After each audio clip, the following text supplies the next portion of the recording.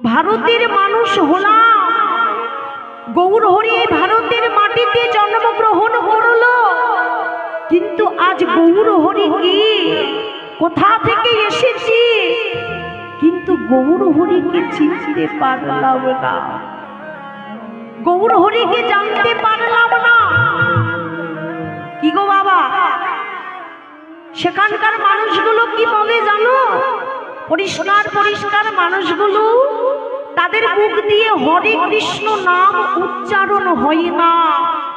তারা কি বলে জানো?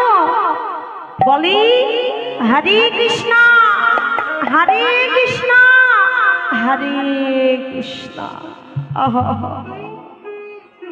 আমরা বলতে পারলাম, হরে কৃষ্ণ নাম বলতে পেরেও আমরা বললাম না। তাহলে বাবা, এই যে ভারতের মানুষকে লজ্জা করা দরকার।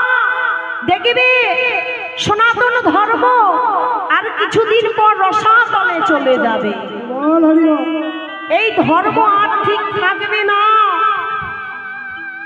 দেখো না, আজকে এই গ্রামে কি আর ভক্ত নেই বাবা? আছে, কিন্তু দেখো হরিবাসর এখনো ফাঁকা হয়ে রয়েছে। কেননা তাদের সময় হয়নি, এখনো কৃষ্ণ কথা হরি কথা শোনবার সময় হয়নি। একবার চেয়ে দেখো,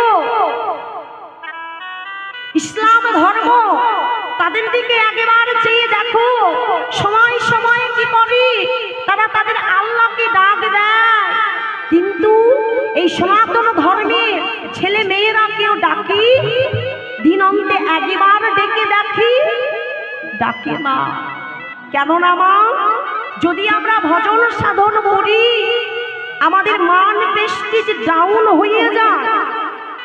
পাশের বাড়ির জন্য বলে কি, ওরে বান্ধবী এত তাড়াতাড়ি শুরু করে দিলি,